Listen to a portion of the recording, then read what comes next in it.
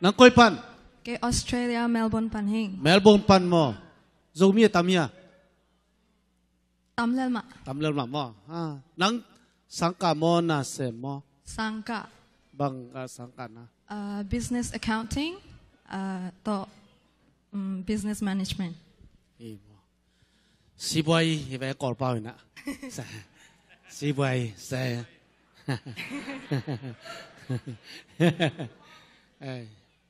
long da me no na mo za pa una ni pa ke a gold pen na gold pen ni pa jo long da me sok ta takena lom tak za ya ja le amen tang lung tup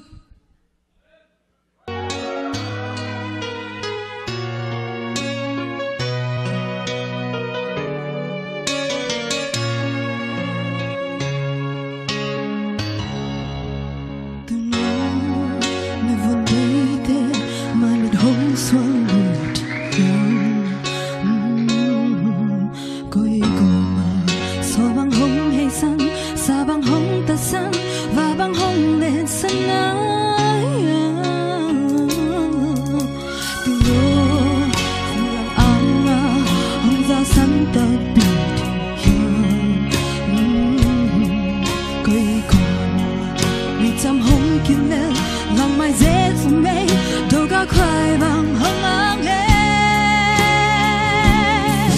rồi buồn tôi tê khi mang cái khen ta tôi bị gã lấy mong trong ngà biển na xem na sẽ